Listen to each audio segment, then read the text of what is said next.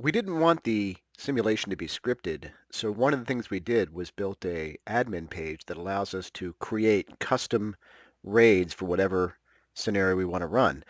We can even recreate actual days from the Battle of Britain by just recreating the raids that came over on those days. The way it works is pretty simple. It's a web-based interface, and I simply go in and add raids. I can add up to 5 for each exercise, and what we've done on the left-hand side here is we've loaded in all of the aircraft that participated in the Battle of Britain, and we've loaded in their performance profiles, so their rate of climb, their top speeds, their cruise speeds, and I can go in here and select different plane types, create the flight path for where that raid's going to come. Select a target for that raid.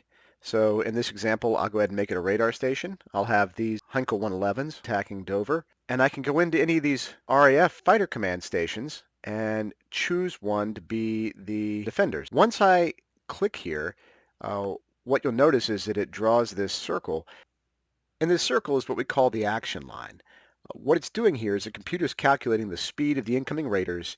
It's also calculating the distance to those raiders as it travels along its flight path, the speed of the interceptors, be they Spitfires or Hurricanes, and their rate of climb.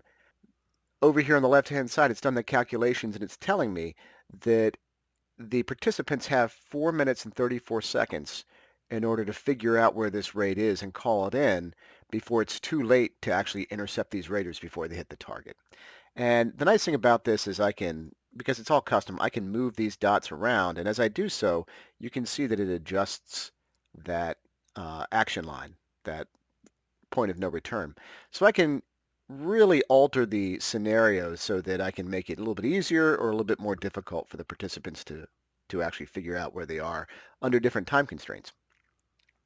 I can save this raid and then create a whole nother raid. We can have up to 5 raids running at one time for the table to try to solve. Now what happens next is kind of cool.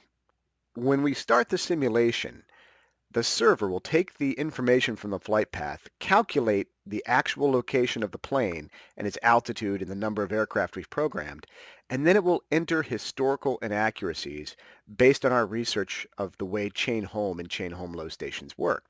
The server then builds an audio stream that takes that inaccurate information and builds a voice synthesis file so that when our participants put on their headphones around the table, they're hearing the same thing that plotters would have heard in the filter room in 1940. And we use the same telling format that the plotters would have been familiar with. That information is sent to a series of Raspberry Pi computers that simulate and replicate each one of these RDF stations around the map.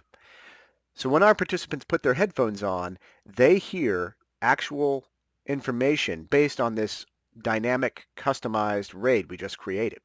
To understand how this sounds, I'll go ahead and play a sample. Hello, Stanmore. Rye reporting. Stand by. William X-ray 3969 20 plus at 11. William X-ray 4072 20 plus now at 10. So as you can hear, based on the raid we just created, every participant will be able to hear the audio stream from the RDF operators coming in, giving them the information about that raid that they can see from their station.